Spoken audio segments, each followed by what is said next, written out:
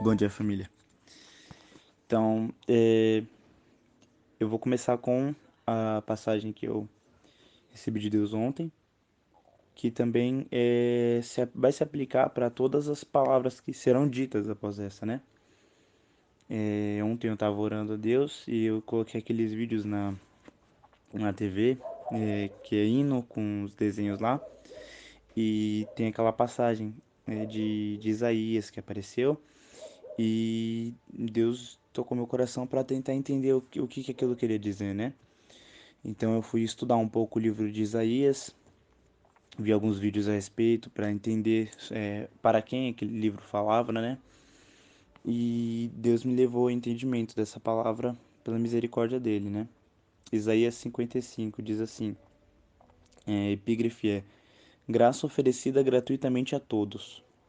Ah, todos vós os que tendes sede, vinde às águas, e vós os que não tendes dinheiro, vinde, comprai e comei. Sim, vinde e comprai, sem dinheiro e sem preço, vinho e leite. Por que gastais o dinheiro naquilo que não é pão, e o vosso suor naquilo que não satisfaz? Ouvi-me atentamente, comei o que é bom, e vos deleitareis com finos manjares. Inclinai os ouvidos e vinde a mim. Ouvi, e a vossa alma viverá. Até aqui, até a parte A do texto. Comecei a tentar entender para quem Deus estava dizendo isso, sabe? No livro de Isaías. Então fui pesquisar e eu aprendi que o livro de Isaías ele é um livro de um profeta que ele começou a se levantar contra os reis corruptos de Jerusalém, do povo de Israel, né? E ele começou a ser usado por Deus para poder falar contra a corrupção que havia no meio do povo e também dos líderes, que estava levando Israel e a cidade de Jerusalém longe da direção que o Senhor tinha preparado para eles. Daí, antes de todo esse contexto de Isaías 55, Deus ele está levando Isaías a confrontar os líderes, porque os líderes estão vivendo um tempo de apostasia do Senhor, que inclusive fará com que o povo de Israel ele sofra muito nas mãos dos reinos da Assíria, que viria atacar Jerusalém, e depois Babilônia, que realmente iria destruir Jerusalém e tomaria todo o povo cativo, levando eles a um tempo de exílio longe da terra deles, né? E ele começa a primeira parte toda do livro falando sobre julgamento de Deus e arrependimento, falando que o povo vai sofrer e ele vai sofrer e por conta desse sofrimento, Deus quer levar eles ao arrependimento. E vai contando, sabe? Como o povo acaba sendo entregue a esse exército, como o povo de Jerusalém acaba confiando em outras coisas. Tem um trecho que mostra um dos reis de Jerusalém, do povo de Israel, depois de ter sido atacado pela Síria, eles acabam firmando uma aliança, entre aspas, com a Babilônia. Só que essa aliança que ele faz com a Babilônia, o profeta Isaías tinha dito que não era para fazer, porque isso acabaria causando a derrota de Jerusalém. Mas o rei vai, faz isso, e além de fazer isso, ele mostra para a Babilônia todos os tesouros que eles tinham, toda a sala de tesouro deles, o que faz com que a Babilônia planeje e 100 anos depois acabe atacando Jerusalém e destrua toda Jerusalém. E depois dessa destruição, como eu tinha dito, o povo vai até o exílio. Daí que acontece? Isaías ele continua escrevendo seus papiros com mensagens proféticas de esperança para o povo. E ele escreve esses papiros, entrega aos seus discípulos e morre. Isaías morre. E 100 anos depois, esses papiros eles são abertos novamente e Isaías está falando para o povo de Israel como se ele já tivesse sido liberto, ou seja, Deus deu profeticamente para Isaías essas passagens, inclusive essa que a gente leu aqui no 55, para ouvir a voz de Deus, e ele entrega isso para o povo, já sabendo em Deus que o povo seria liberto. E se não me engano, dos 50 para frente, já é profeticamente Isaías falando do futuro, pelo que Deus deu a entender a ele, e ele fala sobre o servo do Senhor. E essa figura ele é somente retratado dessa maneira e fala que essa figura, o servo do Senhor, ele viria e iria sofrer pelos pecados do seu povo para preparar uma nova Jerusalém. Que ele iria sofrer, que ele iria novamente aparecer vivo e que ele prepararia uma nova Jerusalém. E prepararia a nova Jerusalém para os ímpios e para os seus servos. E para os ímpios, eles não entrariam nessa nova Jerusalém, só poderiam vê-la, mas não seriam parte do seu reino. Agora, para os seus servos, e dos servos, no texto ele relata que os servos são os que se arrependem de seus pecados e que declaravam a esse servo de Deus que eles eram pecadores e que chamavam o reino do Senhor, ele permitia entrada. E mais à frente ao texto ele globaliza para todos esse dom gratuitamente de ser recebido como um servo desse reino do Senhor. Aí voltando para a palavra, depois de ter explicado o livro de Isaías, o que eu queria realmente destacar no texto é a segunda parte, né? Ouvi-me, cadê? Aqui, achei. Inclinai o 3, inclinai os ouvidos e vinde a mim, ouvi e a vossa alma viverá. Isaías está falando aqui sobre as palavras do Senhor. Hoje, quer dizer, no tempo, existia a passagem oral das palavras do Senhor, certo? Das profecias e afins. Talvez hoje o que a gente possa usar como contexto aqui, contextualizando para os dias de hoje, seria leia para que a vossa alma possa viver, né?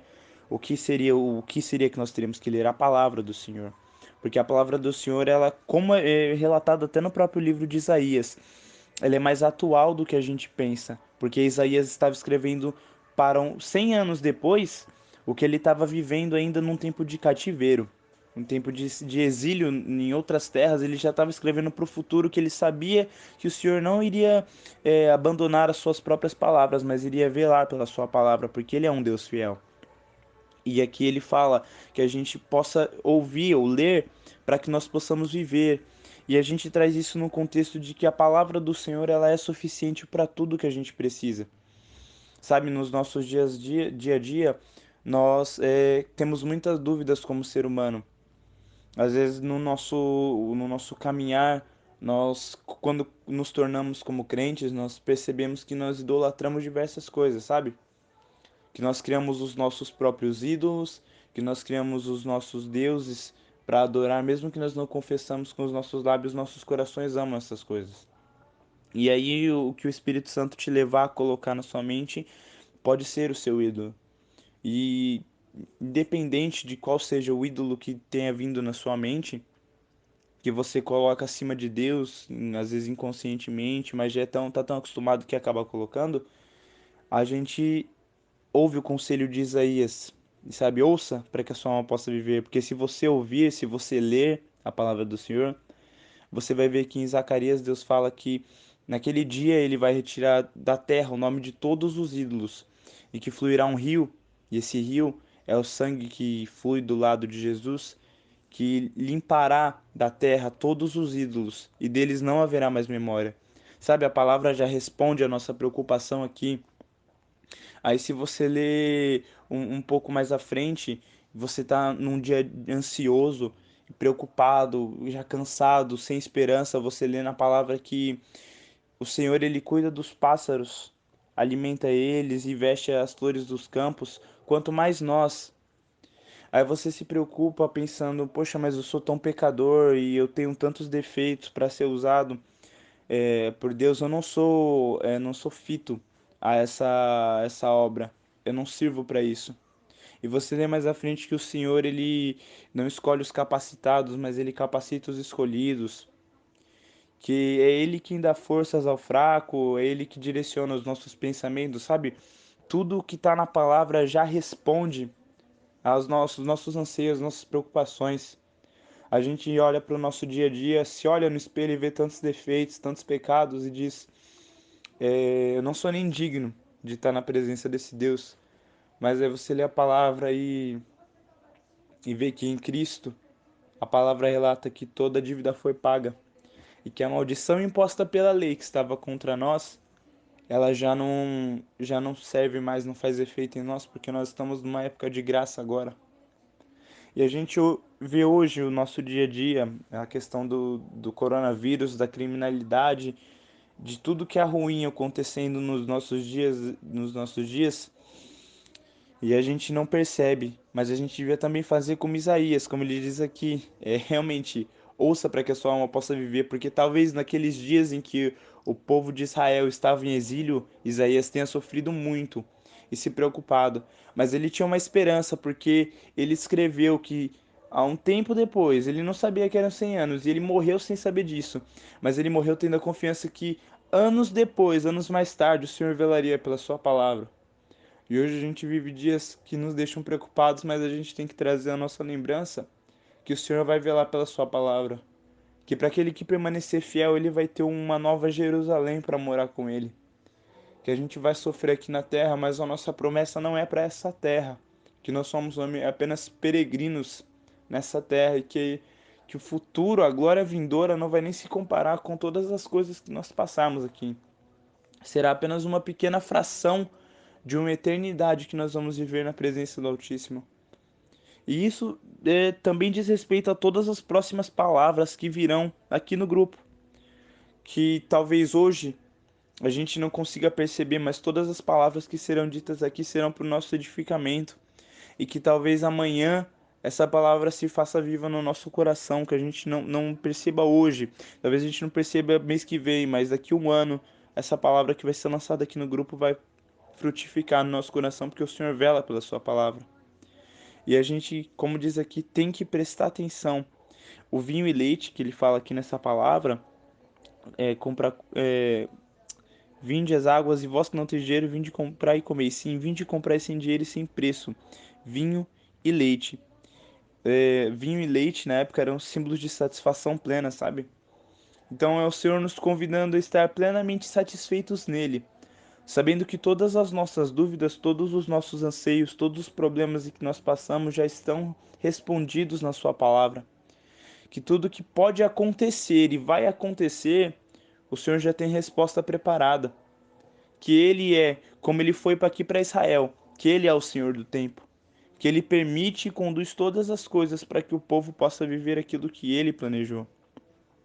E essa é a palavra que o Senhor trouxe ao meu coração hoje, para que nós possamos ouvir atentamente ao Senhor, inclinar os ouvidos a Ele, no secreto, no nosso quarto, na nossa casa, fazendo cultos a Ele, e ouvir as palavras dele para que a nossa alma possa viver, para que a nossa alma possa encontrar refrigério nele, para que a nossa alma possa encontrar as respostas para as nossas vontades, anseios, para os nossos medos nele, porque é ele que prepara todas as coisas, e aplicar tudo que ele nos disser, porque se nós vivemos e aplicarmos, está prometida para nós uma nova Jerusalém com o Filho de Deus, e vai ser o deleito das nossas almas por toda a eternidade.